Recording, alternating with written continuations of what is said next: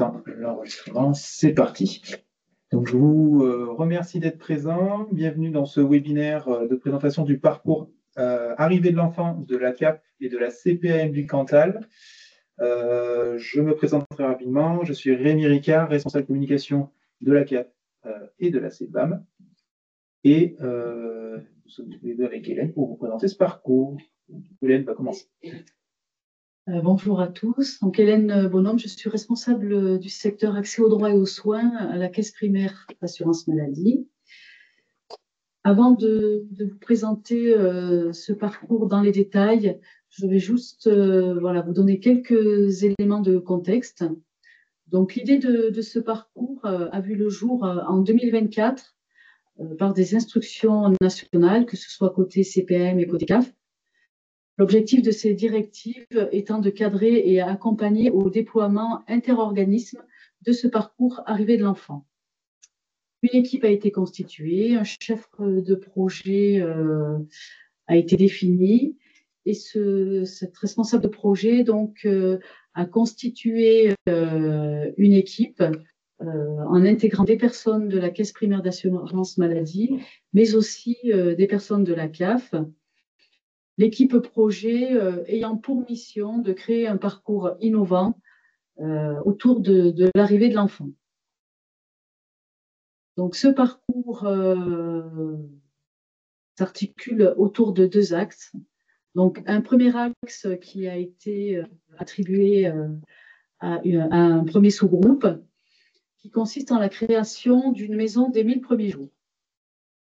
Cette maison a vocation d'être un lieu d'accueil, d'information et de soutien qui est destiné aux futurs parents et aux jeunes familles. L'objectif de cette structure étant d'accompagner ces personnes durant cette période cruciale allant de la grossesse aux 2 ans de l'enfant. Donc, ça se veut, cette structure se veut être un point d'ancrage local pour le soutien de la parentalité dès la grossesse et se veut aussi favoriser la synergie entre les différents acteurs qui peuvent intervenir tout au cours de ce parcours de vie. Alors, cette maison n'a pour le moment pas vu encore le jour parce qu'elle s'intègre au schéma départemental des services aux familles qui est lui-même en cours de définition. Ce schéma est piloté par le préfet et copiloté par le conseil départemental, la MSA, la CAF, les associations de maires notamment. Et ce schéma a pour objectif de bien définir les besoins du territoire en matière de parentalité et afin d'organiser une offre de services qui soit coordonnée et adaptée. Donc, dans la mesure où ce schéma n'est pas encore défini, le projet de cette maison des 1000 premiers jours ne peut pas être évoqué. Donc, ce chantier est en cours de construction et le sous-groupe il travaille toujours dessus. Concernant le deuxième sous-groupe de ce projet, l'objectif a été de mettre en place des rendez-vous personnalisés CAF-CPAM afin de pouvoir créer des temps d'échange individuels avec les usagers et de bien adapter ce temps à leurs besoins. L'objectif étant aussi de renforcer la coordination entre nos organismes, donc la Caisse d'allocation familiale et la Caisse primaire d'assurance maladie, afin d'améliorer l'accès aux droits aux usagers et de simplifier aussi leur démarche.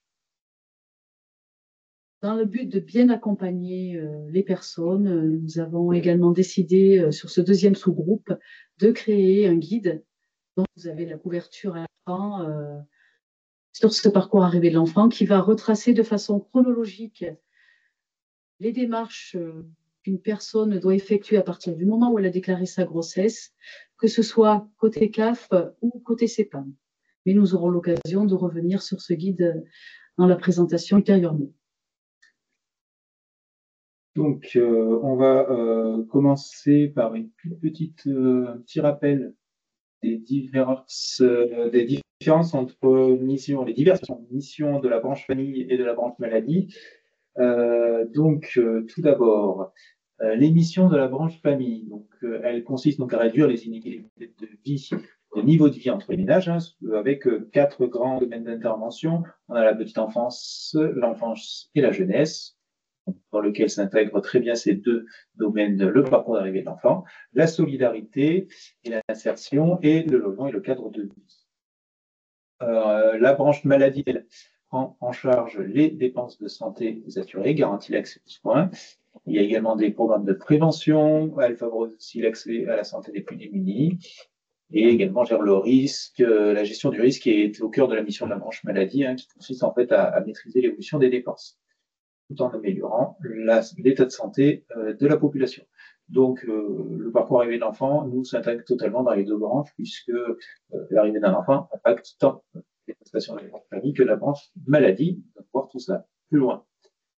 Ensuite, juste pour vous donner une petite idée de notre organisation, la branche famille est pilotée par la Caisse nationale d'allocation familiale, son petit nom c'est la CNAF, et localement, donc, c'est les CAF, les caisses d'allocation familiale, qui sont présentes sur tout le territoire. Pour info, il y a 101 CAF en France, et dans le Cantal, nous sommes 105 salariés en 2024.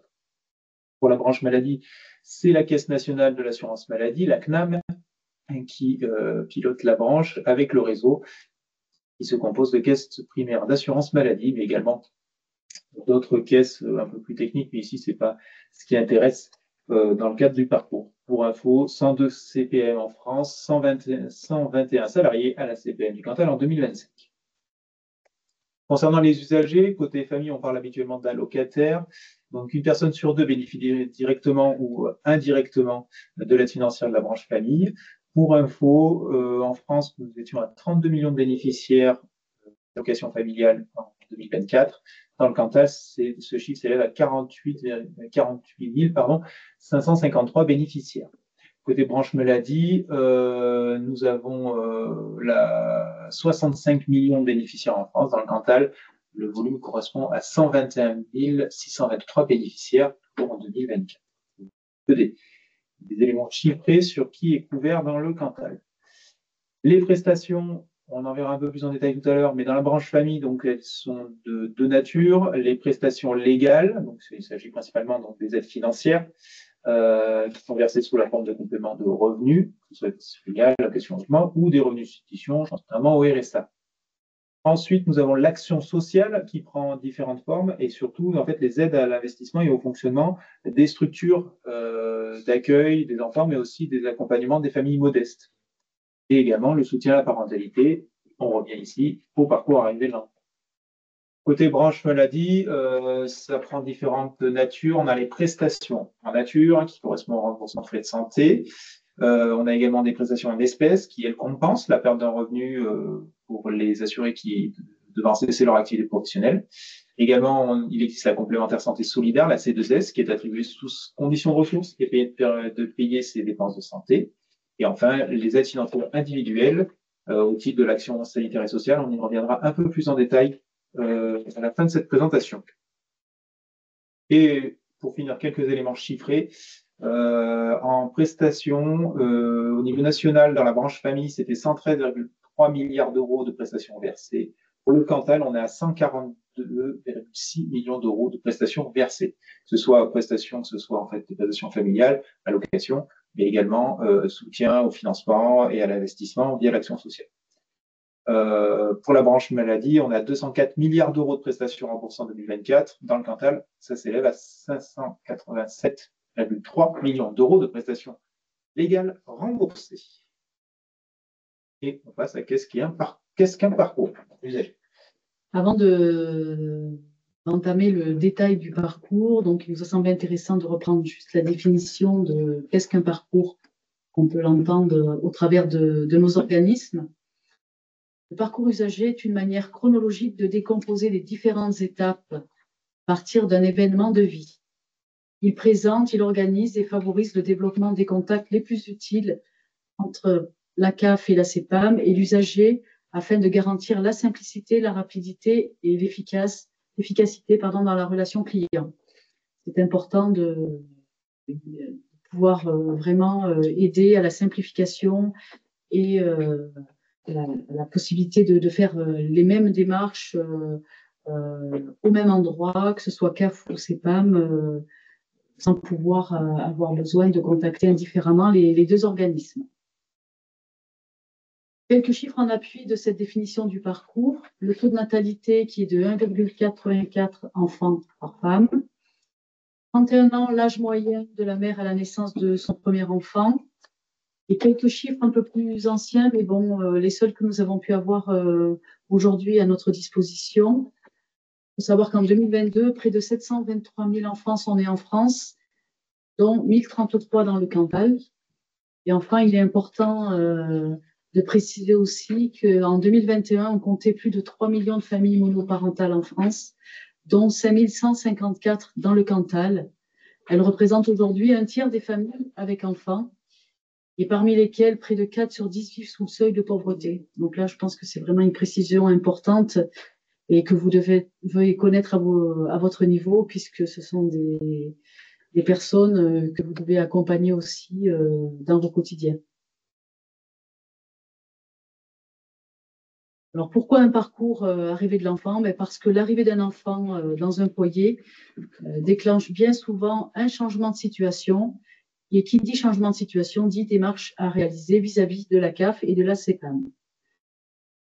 Ces démarches peuvent être en effet en lien avec un concubinage, un déménagement, une séparation, un deuil, voire aussi en lien aussi avec le choix du mode de garde qui va être prévu pour l'enfant, ou alors l'octroi de nouvelles prestations en lien avec l'arrivée de cet enfant, mais aussi avec une modification de la composition du foyer.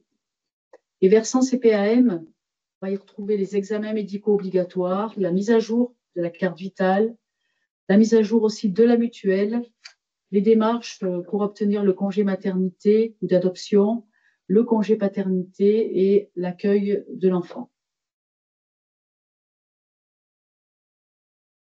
Donc, comme je vous le disais tout à l'heure, en appui de cet accompagnement qui va pouvoir se faire lors de ces rendez-vous personnalisés, il pourra être remis et il sera remis ce guide dont on va vous présenter au fil de notre échange un peu les différentes étapes.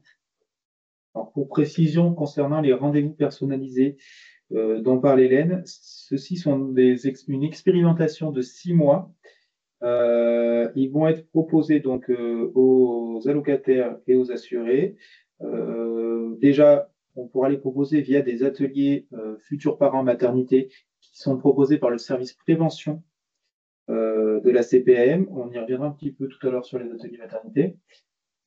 Également, il y aura une information sur ces rendez-vous lors de l'envoi du courrier avec le calendrier que reçoivent toutes les futures mamans avec les étapes et les dates clés de grossesse. C'est un petit flyer qui reprend, qui sera accompagné, donc qui accompagnera ce courrier pour présenter le parcours.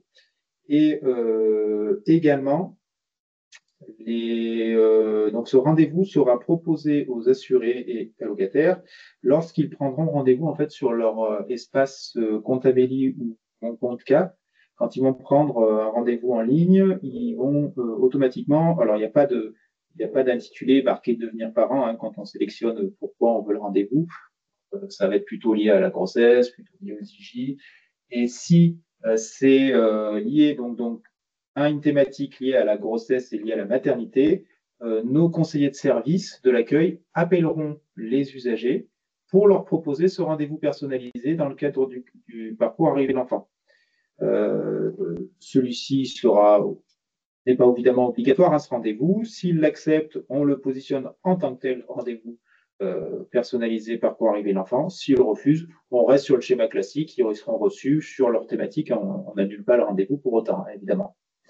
Alors, pour revenir sur les rendez-vous personnalisés, ceux-ci seront d'une durée d'1 heure. Ils seront ouverts tous les jours de la semaine afin de répondre aux besoins des futurs parents. Et ils seront pris en charge par un conseiller de service de l'accueil coordonné. Alors, peut-être que tout le monde n'a pas l'info, mais depuis maintenant plus d'1 an, presque 2 ans, nous avons un accueil coordonné CAF et CPAM, c'est-à-dire que les conseillers de service à l'accueil connaissent la législation, que ce soit la législation de la branche famille et de la branche maladie. Donc, ils sont à même de répondre sur les deux volets. Ce seront eux qui mèneront l'entretien et le rendez-vous dans le cadre du parcours arrivé de l'enfant. Et ce jour-là, ils leur remettront le livret de devenir parent qu'on va vous pas détailler, mais vous présenter dans les grandes lignes les informations qu'il y a dedans. Donc, tout d'abord, pendant la grossesse, quelles sont les étapes clés? Alors, les étapes clés qui constituent le départ de ce parcours, en fait, la première, c'est la déclaration de grossesse. Elle se fait via un médecin ou donc une sage-femme et peut être réalisée soit par voie dématérialisée, soit par l'intermédiaire d'un formulaire CERFA. Si cette déclaration est faite par voie dématérialisée, donc elle arrive directement à la CAF et la CEPAM, qui va la traiter et l'enregistrer. Par contre, si cette déclaration est faite via le CERFA, c'est à l'usager donc de transmettre les différents volets de ce formulaire, donc un à la CAF et un à la CEPAM, pour que ces organismes puissent avoir connaissance de la grossesse. Une fois que l'information sera enregistrée dans les bases de données, versant CAF, le dossier de la locataire sera mis à jour automatiquement et un courrier sera envoyé uniquement si l'assuré ou l'usager n'est pas encore allocataire n'est connu de la CAF. Côté CEPAM, à l'enregistrement de la grossesse, un courrier, voire un courriel, est systématiquement envoyé à l'assuré, accompagné du calendrier maternité, document sur lequel figurent toutes les dates des examens. On y reviendra aussi dessus tout à l'heure. À partir du moment où la déclaration est enregistrée, le futur parent doit penser à mettre à jour sa carte vitale pour que toutes les informations liées à cette grossesse y figurent et notamment assurer le remboursement des frais de santé qui sont pris en charge. Le futur parent devra également informer son employeur ou France Travail et enfin la complémentaire santé pour que le dossier puisse être mis à jour. Le futur parent a également la possibilité à partir de là de déclarer une sage-femme référente pour l'accompagner tout au long de son parcours, pendant et après sa grossesse. Ce dispositif, qui est plutôt récent, a pour but de renforcer la coordination des soins et de permettre une continuité du suivi grâce à une relation de confiance qui va s'installer entre les deux personnes.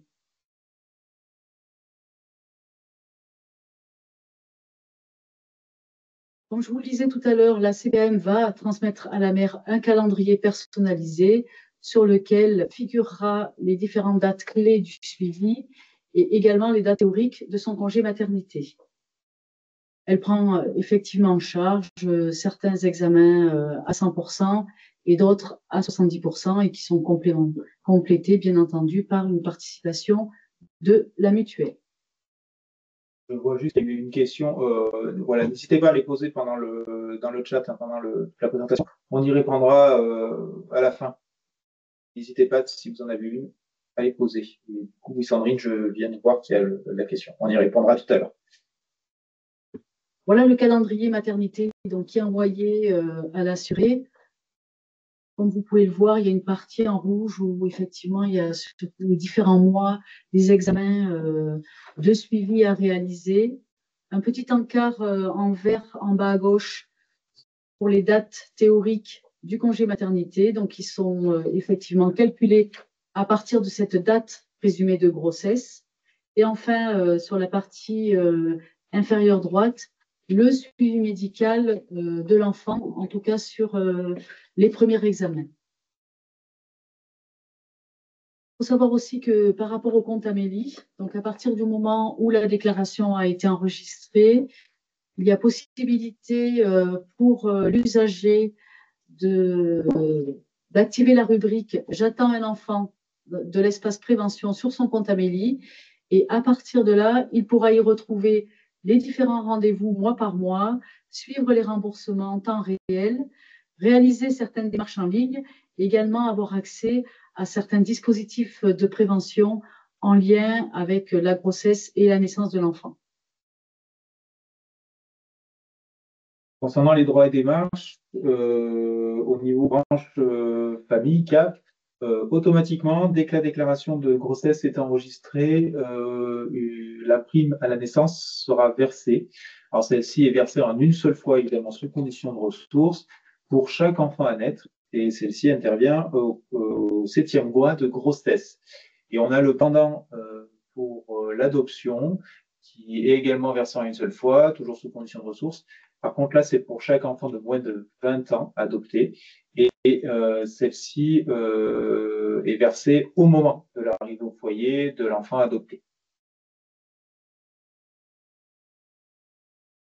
Concernant toujours les droits et démarches, donc la future maman peut bénéficier d'un congé de maternité durant la période qui se situe autour de cette date présumée de grossesse et de fait d'accouchement.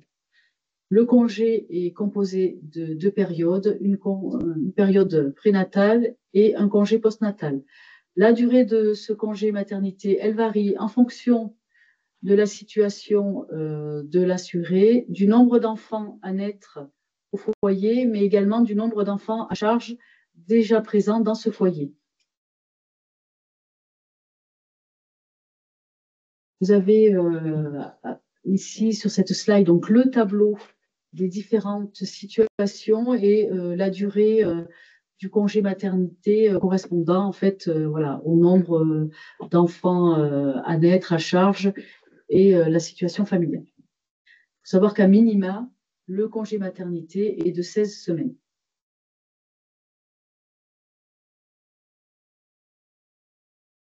Le montant des indemnités journalières auxquelles peuvent prétendre les assurés pendant le congé maternité est calculé sur les salaires nets qui sont déclarés et qui précèdent l'arrêt de travail en maternité.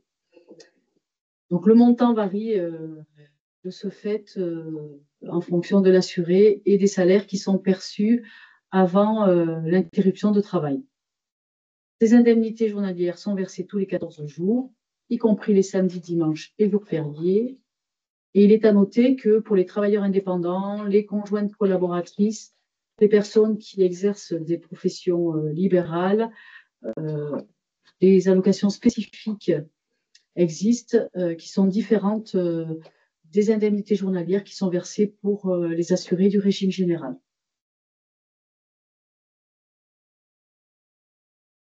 Les futurs parents doivent également prendre contact avec une maternité pour organiser l'accouchement et réaliser la reconnaissance de paternité.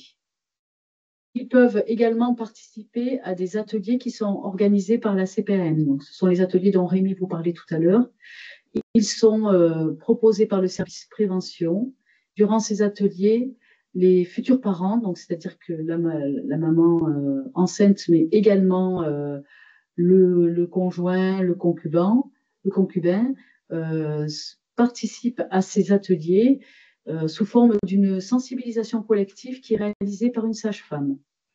Vous pouvez retrouver les informations et les dates de ces ateliers sur les actualités locales de nos sites internet, que ce soit l'amélie.fr ou le cap.fr. Sachant que pour les prochains ateliers qui sont organisés, il y en a un sur Aurillac à l'espace Georges Pompidou le 19 novembre à 16 h et un second à la Maison départementale de la solidarité à Saint-Flour le 24 novembre à 16 h aussi. Il y a également le dispositif des rendez-vous personnalisés. Ce sont les rendez-vous qui ont été évoqués aussi tout à l'heure par Rémi et qui sont un des projets de ce parcours. Donc on continue une fois bébé arrivé. On va voir les 5 démarches indispensables à la naissance.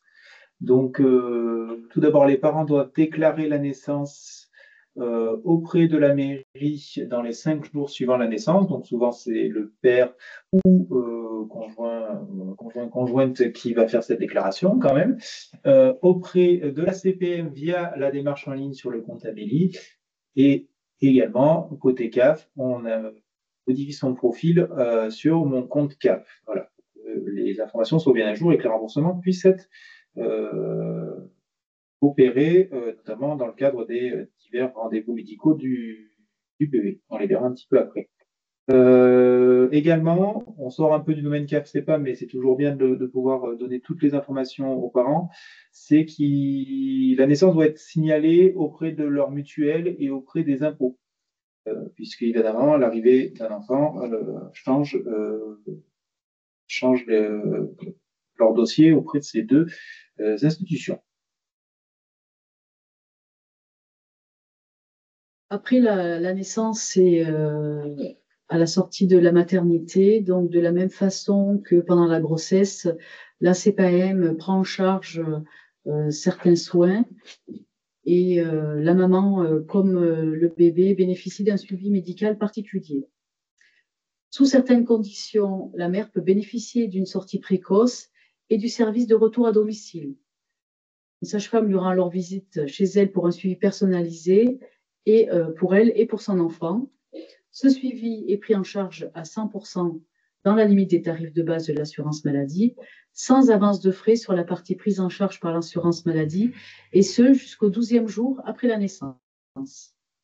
Et pour la maman, il est également prévu un examen clinique postnatal dans les 8 semaines suivant l'accouchement, pris en charge aussi à 100%, des séances de rééducation périnéale et abdominale à 100%, et un entretien postnatal entre la 4e et 6e semaine après l'accouchement, qui lui est pris à 70% et complété par une éventuelle mutuelle.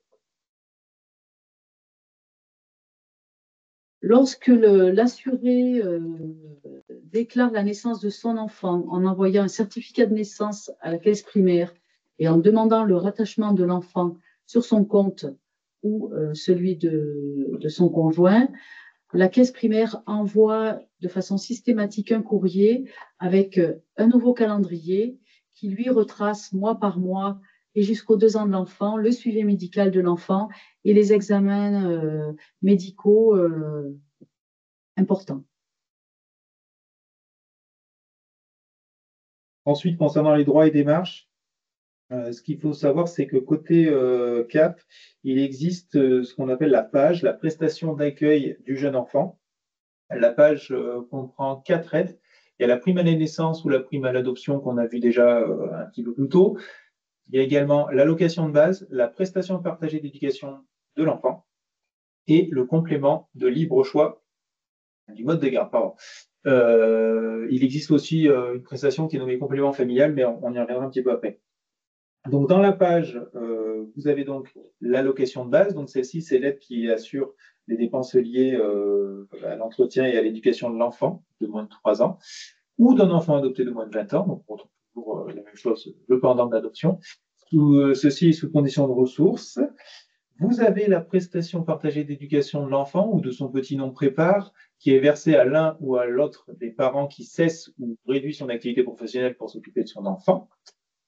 Et enfin, le quatrième prestation de la page, c'est le complément de libre choix de garde, du mode de garde, pardon, le fameux CMG, qui est donc l'aide qui permet de financer une partie des dépenses liées à la garde de l'enfant, que ce soit auprès d'une assistante maternelle ou de structures d'accueil type crèche.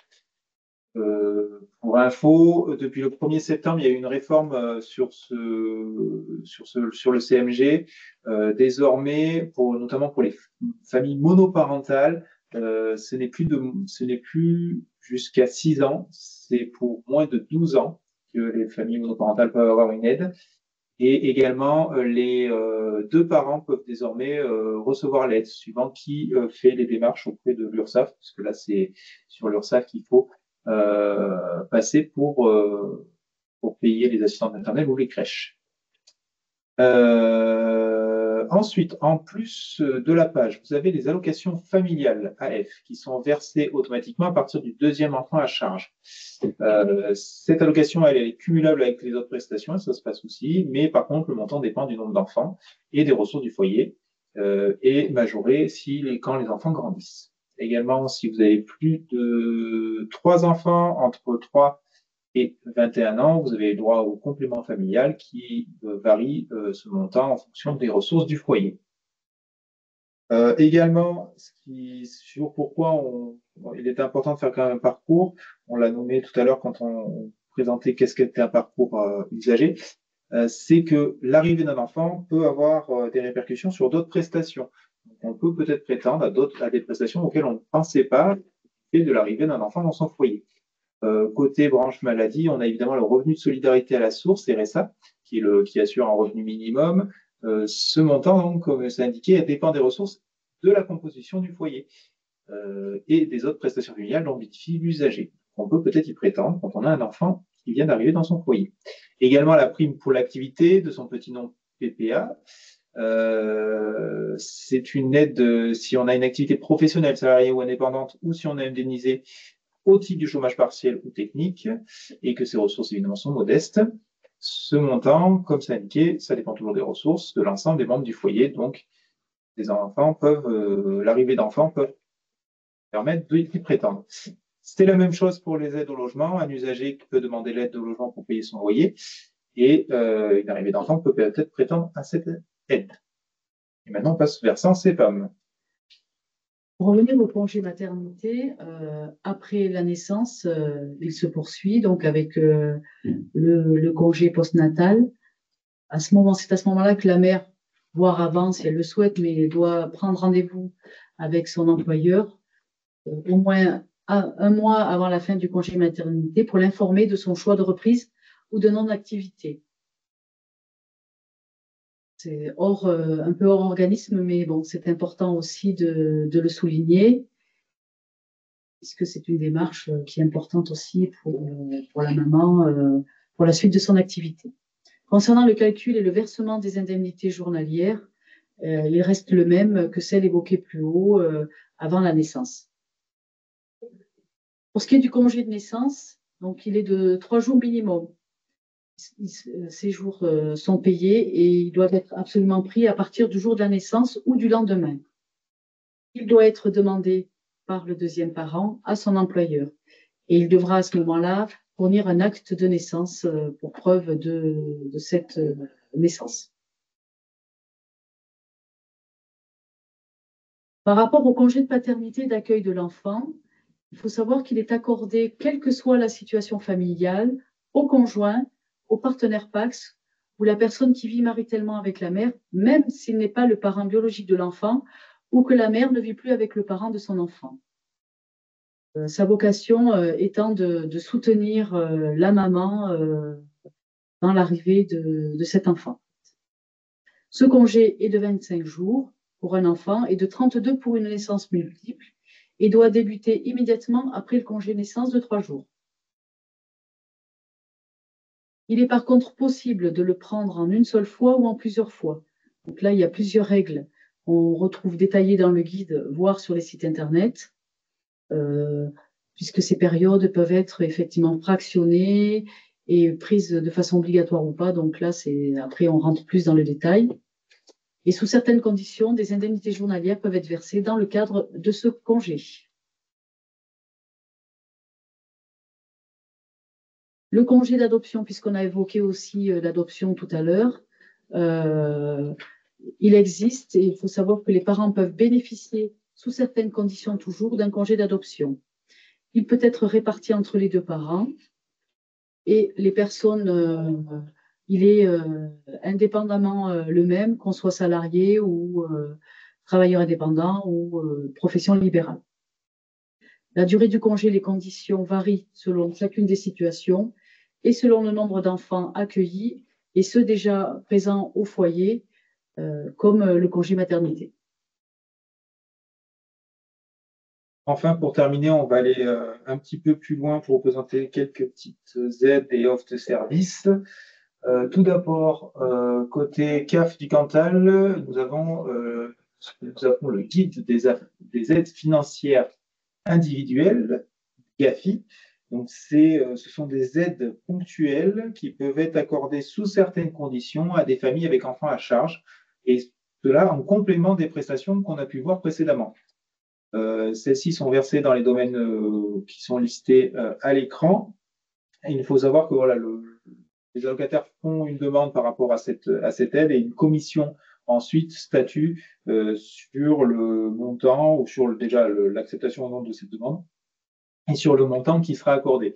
Le guide pour information est disponible sur le cap.fr. À tout moment, il peut être consulté pour voir quelles sont les différentes aides qu'elles peuvent prétendre les allocataires.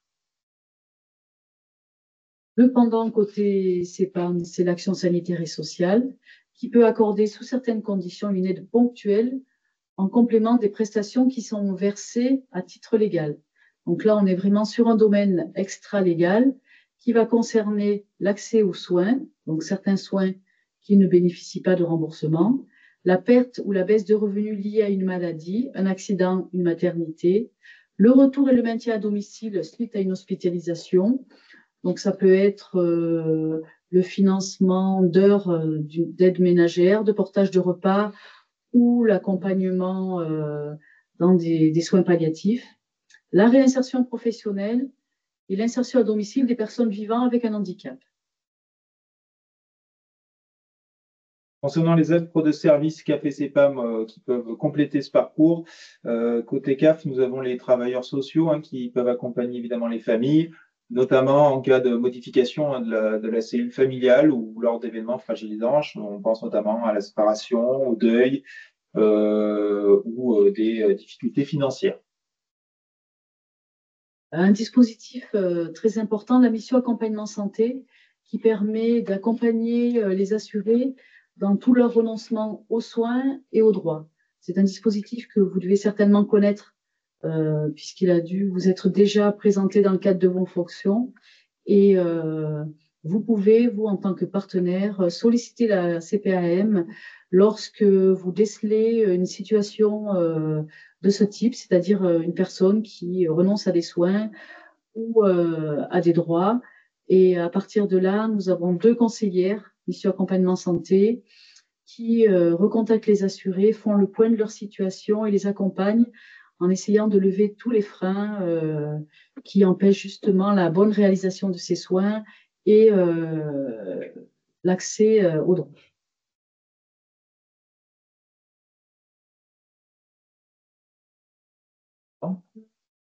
Et c'est bon.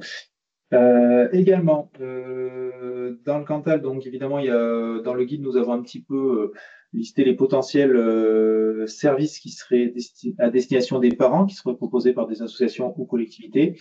Nous avons notamment donc, les accueils collectifs individuels, les lieux d'accueil enfants-parents, LEAP, la prévention périnatalité accueil petite enfance PAP de son haut nom et qui est l'ex-PMI du conseil départemental, le réseau parentalité, et également faisons référence à d'autres structures partenaires de la CAF et de la CEPAM sur le territoire qui accompagnent les parents, DAF, CDFF.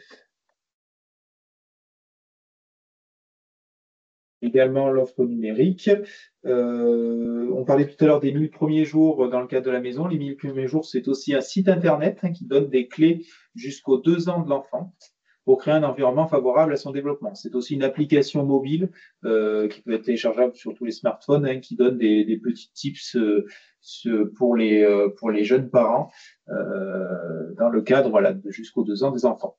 Également, on vous fait un petit topo sur mon espace santé, qui est l'espace numérique personnel de l'assurance maladie et qui a vocation donc à devenir le carnet numérique, le carnet de santé numérique des assurés. Dans cet espace, donc si vous l'avez créé, déjà vous avez votre profil en tant que parent et vous pouvez également y associer l'espace de votre enfant dans lequel vous pouvez donc du coup retrouver dans l'espace enfant tous les échanges que vous avez avec vos professionnels de santé, si votre professionnel de santé utilise mon espace santé. Donc typiquement, il peut y déposer les ordonnances suite à votre rendez-vous. Également, vous pouvez indiquer toutes les vaccinations auxquelles l'enfant a pu avoir. Également, vous pouvez indiquer les courbes de poids, de mesure, pour vérifier que tout va dans la norme. Voilà, c'est le carnet de santé numérique. Donc, quand on est à l'aise avec ces outils, on peut utiliser, sachant qu'évidemment, c'est sécurisé correctement, bien sûr. Enfin, pour finir, on va finir avec le programme Malin, qui est un petit programme qui propose des conseils sur la nutrition pour la famille et pour les enfants. C'est un mail qui est envoyé par la Caisse nationale d'allocation familiale, la CNAF, via le mail qui est dans le dossier allocataire, qui est renseigné dans le dossier allocataire. Et enfin, on vous fait aussi un petit point sur ce site qui est très intéressant, qui est mesdroitssociaux.gouv.fr, qui est un portail du gouvernement. Et il propose ce site un parcours naissance interopérateur, c'est-à-dire que tant CAF, CEPAM, MSA, impôts, enfin, vraiment ça balaye tout et ça permet de retrouver très rapidement toutes les étapes clés et démarches à réaliser du 3e mois de grossesse aux 3 ans de l'enfant. On voulait faire aussi un petit zoom sur les EPS, les examens de prévention en santé, que vous connaissez aussi très certainement. C'est une offre de service de l'assurance maladie qui permet à chaque assuré de pouvoir faire un point sur sa santé, d'obtenir des conseils personnalisés et de bénéficier aussi d'actions de dépistage et de connaître les aides proposées par l'assurance maladie. L'assuré donc rencontre une équipe médicale pluridisciplinaire, pourra faire des analyses médicales et avoir différents examens, suite à quoi l'équipe médicale lui fait un retour sur le résultat de ces examens et avec l'accord de l'assuré, peut transmettre tous ces éléments à son médecin traitant pour qu'il puisse faire un suivi derrière de tout ce qui serait nécessaire par la suite.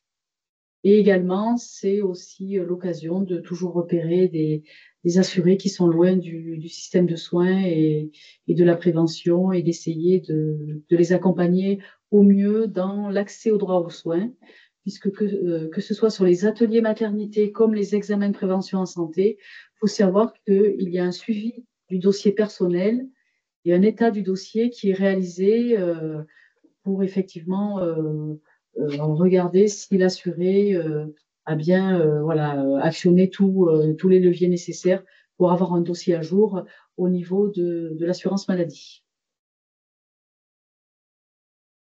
Voilà, nous avons terminé. Merci pour votre attention.